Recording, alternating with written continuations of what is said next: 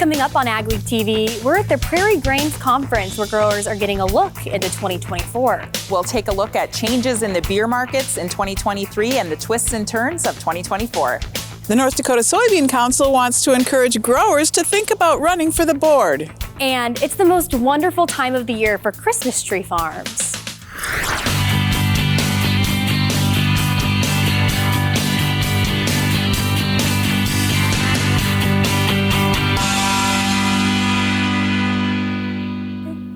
Welcome to AgweekTV. I'm Emily Beal. We're coming to you this week from the Prairie Grains Conference in Grand Forks, North Dakota. The Prairie Grains Conference is a collaborative effort between Minnesota Association of Wheat Growers, North Dakota Grain Growers, and Minnesota Barley. The conference is full of educational sessions that grain growers can learn from, with topics such as soil health, barley variety selection, and much more. Another topic being covered here at the conference is the current state of the U.S. beer market. Katie Pinky met with the Vice President of Analytics and Chief Economist from the National Beers Wholesalers Association to talk beer and barley. Joining me now is Lester Jones. Lester, we're going to talk a little bit about what you're sharing here at the Prairie Grains Conference. Absolutely. Share a little bit about who the brand leader is right now in the beer market. That's been a great point of discussion that we've had over the last 8 months, because there's certainly been a lot of turmoil in the U.S. beer industry, both in terms of volumes being down and also in terms of what the number one brand is. I do a lot of research into this. I look at terms of what's being sold into retailers, and by that measure, it's pretty much undecided. I thought by this time in December, we'd kind of like have an industry leader or a brand that rose above the way Bud Light was at the start of the year. But quite frankly, what I'm finding in my research is that everyone's kind of in a very tight race for what that number one brand is. How have the demographics changed in the beer landscape in the United States? Well, another good question, because beer is driven by, demographics, as all consumer products are. And what we've seen is an aging of the millennial population. They 10 years ago, they were just entering that legal drinking age space. And now they're kind of maturing into that. And back then, their crafts were big, but now we've seen like a big push into seltzers and innovation brands and what we call canned cocktails. So there's been a lot of change in what types of products people have available to them. And quite frankly, if you're like a young, brand new legal drinking age consumer, when you walk into a store for your 21st birthday, it's really hard to figure out what to drink. And that's one thing that's super challenging for beer. And I think that's why 2024 will be a very exciting year. Beer has to stand ahead and stand out. And barley is part of that story. And that's why I come here every year to talk with the barley farmers, because there's no barley, there's no beer. And we need to double down on that story for the American consumers. So you touched on that. What is this going to impact, the twists and turn of 2024 projecting? What will happen to barley acres, or how will it impact farmers? Well, malt-based barley has been in a consistent decline for 20 years. The amount of beverage that was malt-based 20 years ago was much higher than it is today. So we've seen a consistent, slow and persistent decline in that total volume of barley going in the industry. So lastly, give us a little hint into 2024. What are we going to see for your twists and turn in the beer industry? So here we are on this edge of a new year in 2024, and I have a lot of confidence in the brewers and in the distribution tier and the wholesale tier and the retailers to really do good things with beer in 2024. So I'm going to lean towards the optimistic side for this. Our barley acre is they'll probably be down a little bit because the ordering's down a little bit, but it's not going away by any means. Beer is still the preferred beverage for the American consumer. And we see that in surveys consistently. All right. No barley, no beer. Lester Jones, no beer. Thank you for joining us. You're welcome. Soybean producers from across South Dakota gathered at the Ag Outlook Conference in Sioux Falls, South Dakota, to talk about weather, strategic leadership, and markets. Treg Cronin shared his input and knowledge about the current state of the commodity markets that will impact South Dakota producers during this year's Ag Outlook Conference. There's kind of 2 or 3 big themes right now in the ag markets. First and foremost is certainly South American weather. That's kind of the driving focus right now, and where Brazil and Argentina are going to come in relative to expectations. And also, while in South America, we just had the Argentine presidential elections, and for the first time in several generations, there's going to be a libertarian candidate, and he's promising some massive reforms that could reshape Argentine agriculture for a long time to come. Interest rates are also influencing the markets, impacting everything from operating lines to land loans, cost of storing grain. It's a huge topic that farmers are dealing with right now. And Cronin says storage costs need to be evaluated when making grain marketing decisions. As we've watched interest rates go higher, as we've watched storage rates go higher, it costs a lot more money to store grain than it did 4 or 5 years ago. And so, and not only that, but now the opportunity cost is so much higher, because for the first time in 15 years, we can actually earn something on cash and in savings accounts. So when you factor that in, storing grain just flat costs more money right now. During the Ag Outlook conference, producers were also able to meet with dozens of vendors in the ag industry. Coming up on AgweekTV, we'll meet some farmers helping to keep Christmas merry and bright.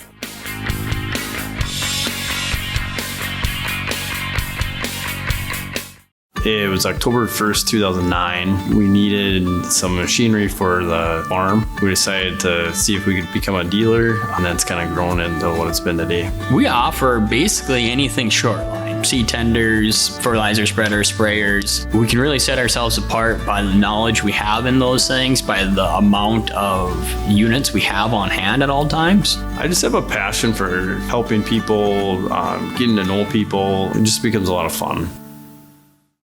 When it comes to grain storage and handling solutions, one call does it all. Gateway Building Systems is one of the largest Brock bin dealers in the U.S. Our expert team is dedicated to creating a customized plan for your future success. Expanding your operation has never been easier with our range of Brock solid bins, grain dryers, conveyors, and more. As your trusted partner, we are committed to serving the needs of farmers. Take the first step toward success and call Gateway Building Systems today. Getting down to business on the farm means hitting the office early, making sure your team's ready to go,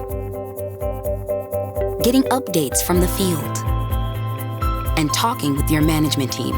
At Bremer Bank, we understand the business of farming and how to protect and grow your operation, so you can be sure your present and your future are in good hands. Attention farmers, increase your revenue and prevent compaction from squeezing your profits with PTG's Central Tire Inflation System, now offered at OK Tire and Service. All controlled from the tips of your fingers, ensuring increased yield and improved fuel economy by adjusting your tire pressure within minutes. You are ensuring the best performance from your tractor on the field and off the field, compatible with any radial tire. Call the OK Tire team today or visit oktireinc.com to learn more. So in 2017, RTD developed a thing called Whip Drain, and it is a drainage and aeration platform for many types of stockpiles. Sand or aggregates, sugar beets or potatoes. We can drain the water away from the product, and we can also force air into the platform and aerate the whole bottom of it. We've designed it so you can operate 988 cat loaders. I think they weigh about 140,000 pounds. Whip Drain is engineered to withstand that type of treatment. One of the topics here at the Prairie Grains Conference was how different management practices can impact how soil intakes water.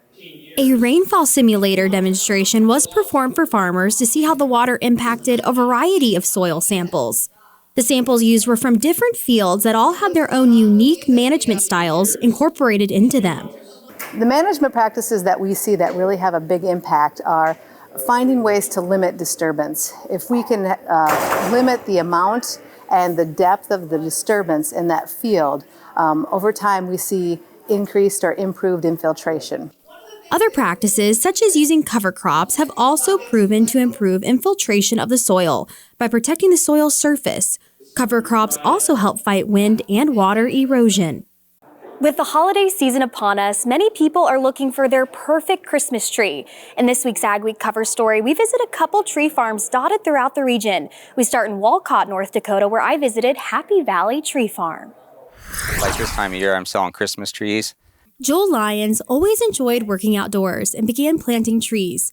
At first, he planted trees as a hobby. I just started planting trees and let them grow up for a while, and I decided I'd like to try to sell some, so I bought myself a tree spade, and we dug a few trees, and I ended up having some people interested in buying trees from me, so it just kind of one thing led to another. Lyons grows a variety of trees on 40 acres, but primarily focuses on growing trees for landscaping purposes on his operation Happy Valley Tree Farm.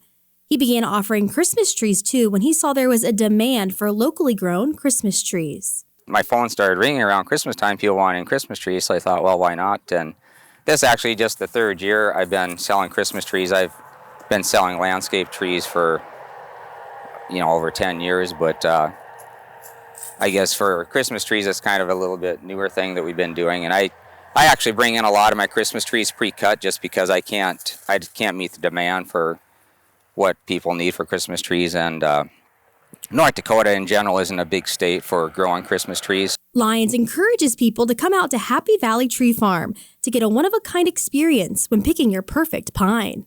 Keep us in mind if you need trees, and we offer both landscape, bare root, potted. We have quite a variety, and right now we're kind of unique here. It's kind of a unique buying experience coming out here versus just going into town to buy a tree. We got the pre-cut like they do in town, but we also got the living Christmas trees that I actually dig up here myself and sell, and then we do offer a limited quantity of cut your own as well. Lyons also works for the USDA Wildlife Services. We now travel to Canton, South Dakota to Riverview Christmas Tree Farm, where they have been spreading holiday cheer with their 60 acres of trees for the past 35 years. What started as a joke 9 years ago changed the course of Todd Gannon's career. We were picking out our tree here 9 years ago on Christmas, or right before Christmas, and I was joking with Bill Kaiser as he was helping me load my tree in my truck, and I jokingly said, "Hey, when you're ready to retire, give me a call." And we both kind of laughed and thought that was kind of the end of the joke. And then that February, so about 3 months later, he actually called and said, "Hey, I'm ready to retire. Do you want to buy the farm?" So the joke kind of turned into reality at that point. There are over 20,000 Christmas trees on the farm. Growing that many trees takes a lot of work. It starts in the spring when we plant 3,000 to 5,000 trees. Every one of those trees, before it goes in the ground, gets hand pruned and trimmed. And then some of the trees are, hand planted with a post hole auger. Once they're in the ground, we cover every tree we plant with a wax to help with transpiration, to hold moisture into the trees. Trees don't naturally grow to the perfect shape. Once the trees are around 4 feet tall, they have to be manually sheared. All the treetops have to be trimmed. They also have to hand pick off pine cones. So just little nubs, and the trees will put 100 plus on. So those all have to be hand picked off every year. Weed control can be a challenge as well. It's not like corn and soybeans where there are hundreds of different products that are labeled that won't hurt your crops, that will kill weeds. Pretty much everything we do is either hand control or kind of shielded spot spraying of weeds, because there's really not much you can spray over the trees. These trees are not native to South Dakota and require extra irrigation to grow properly. Growing Christmas trees in eastern South Dakota is definitely a challenge. They're not a native tree to the area, and really the heat and lack of moisture compared to what they're used to becomes a real challenge. The trees take around 8 years until they are ready, so Gannon is now selling trees he planted himself. Ahead on AgweekTV, it's election time, and the North Dakota Soybean Council would like growers to think about running for the board.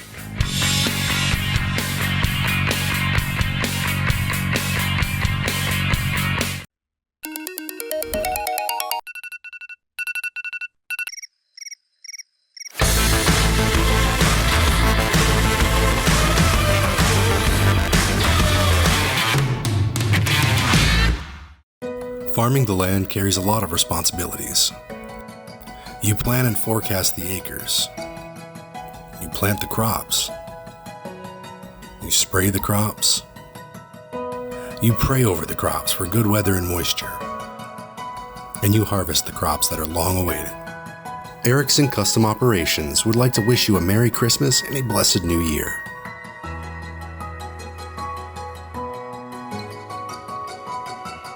Integrity, excellence, teamwork. At Titan Machinery, we take care of our team. Whether you are an experienced technician or looking to start your career, Titan has a spot for you. Earn a competitive pay with the potential to make in excess of 6 figures. Service techs, come grow with a company that invests in you. Titan Machinery offers company HSA and 401k contributions, free single healthcare, and a generous tool allowance. Plus, we'll provide all of your uniform and safety gear. Apply today at titanmachinery.com/careers.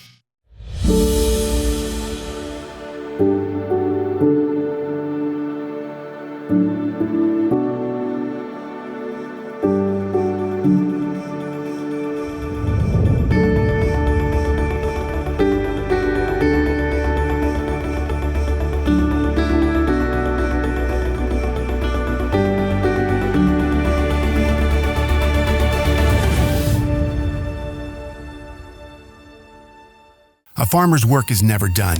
You're not just planting a seed or harvesting a crop. You're growing a legacy. When you're up before dawn and out long past dusk, you need a banker who will work with your schedule, not the other way around. At Choice, we do banking differently, giving farmers like you time back to focus on what really matters. Choice Bank, top North Dakota Ag Bank for 10 years running, and always people first.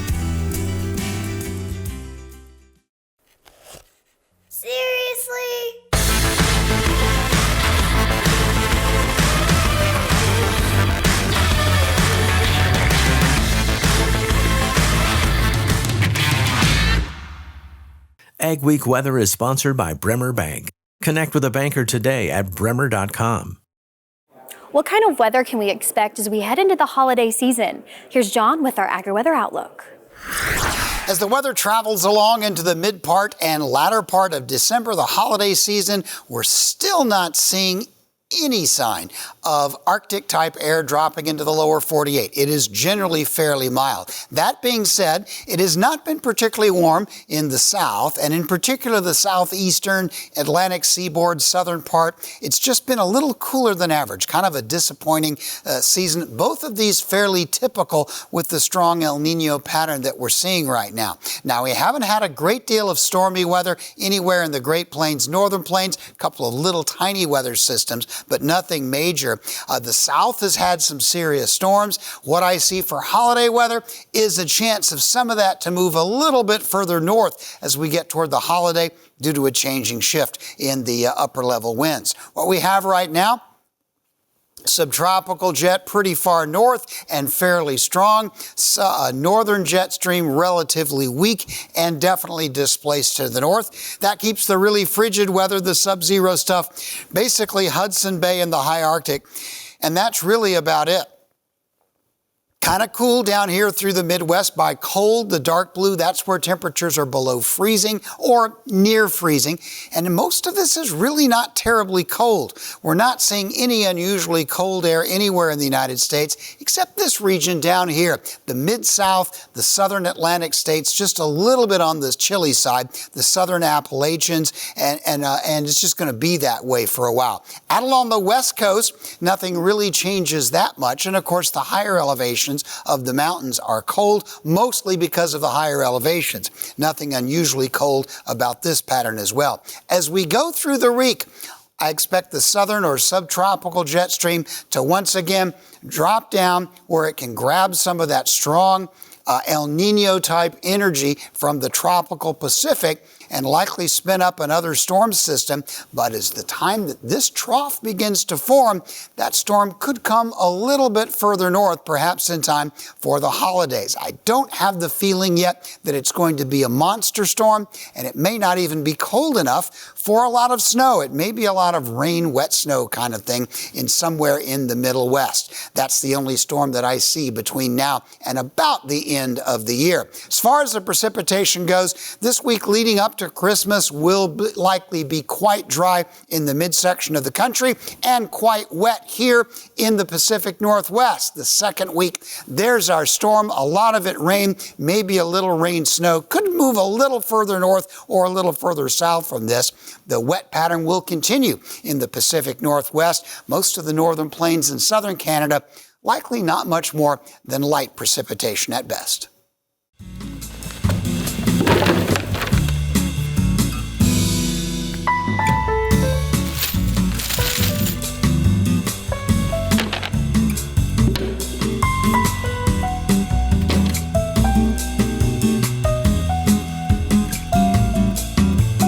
Some things in life are hard.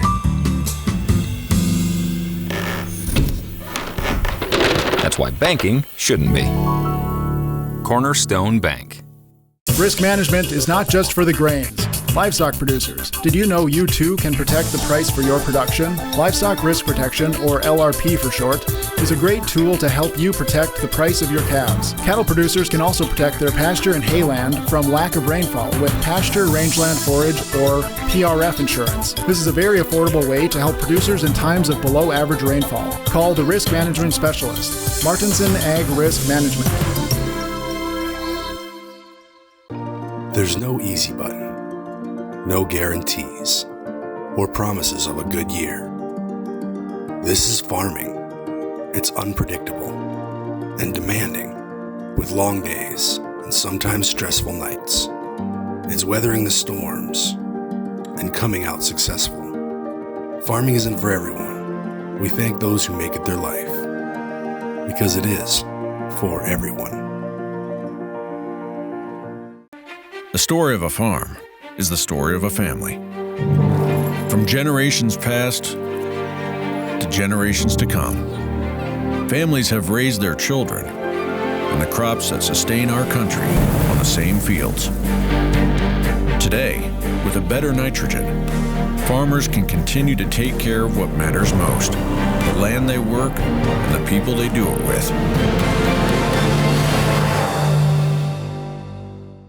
It was October 1st, 2009. We needed some machinery for the farm. We decided to see if we could become a dealer, and that's kind of grown into what it's been today. We offer basically anything short line. Seed tenders, fertilizer spreaders, sprayers. We can really set ourselves apart by the knowledge we have in those things, by the amount of units we have on hand at all times. I just have a passion for helping people, getting to know people. It just becomes a lot of fun.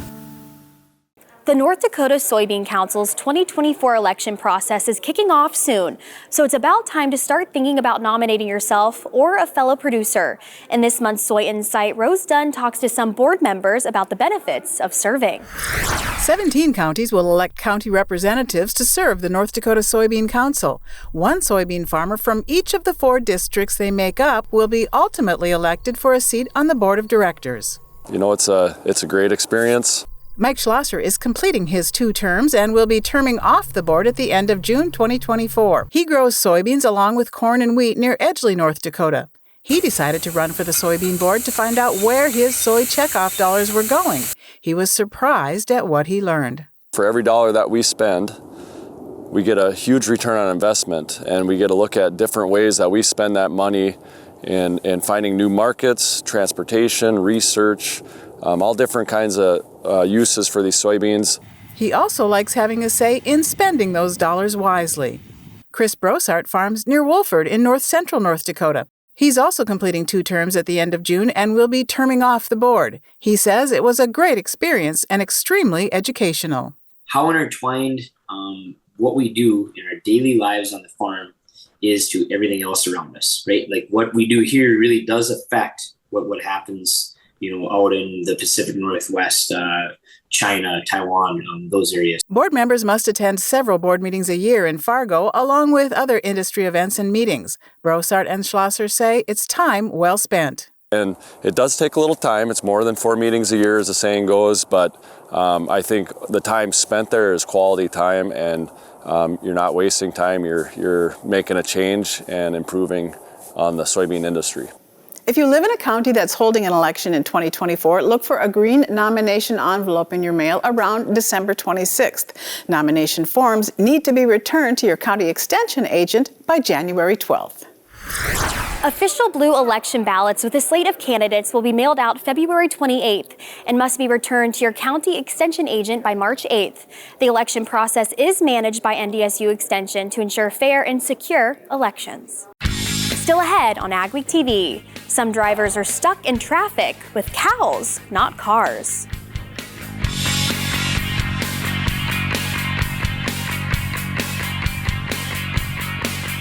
Integrity, excellence, teamwork. At Titan Machinery, we take care of our team. Whether you are an experienced technician or looking to start your career, Titan has a spot for you. Earn a competitive pay with the potential to make in excess of 6 figures. Service techs, come grow with a company that invests in you. Titan Machinery offers company HSA and 401k contributions, free single healthcare, and a generous tool allowance. Plus, we'll provide all of your uniform and safety gear.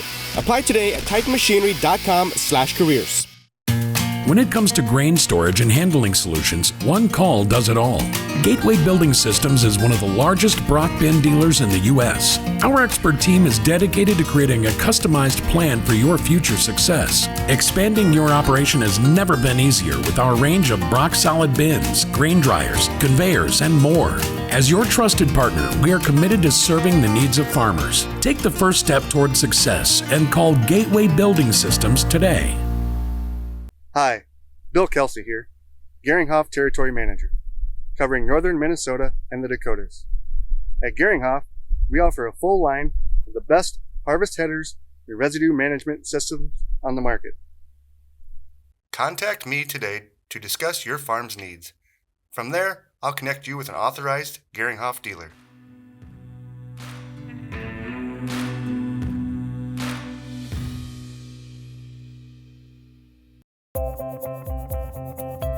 Getting down to business on the farm means hitting the office early, making sure your team's ready to go, getting updates from the field, and talking with your management team. At Bremer Bank, we understand the business of farming and how to protect and grow your operation, so you can be sure your present and your future are in good hands.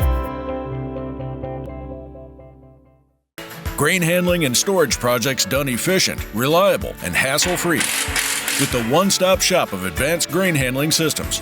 Get better test weights and less crop damage with their continuous mixed-flow grain dryers from Grain Handler and Nico.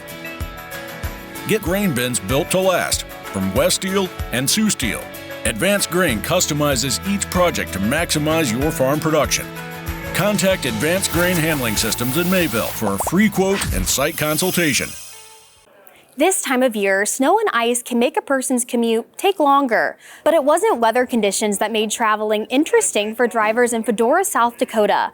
A 3-mile cattle drive stopped traffic as 132 cows made their way to their new Minor County home.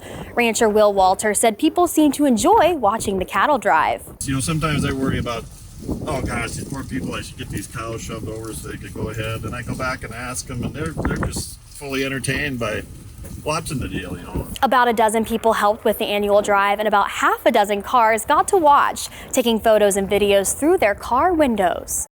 Stories you'll only see on AgWeek.com and in AgWeek magazine this week. Researchers sound the alarm on herbicide-resistant water hemp in Minnesota. And the North Dakota Board of Animal Health fines new sale barn owners for violating laws about cattle coming into the state. We appreciate you watching this week from the Prairie Grains Conference. Remember to check us out daily on Facebook, Twitter, Instagram, and TikTok to keep up on all your ag news. Have a wonderful week, everyone.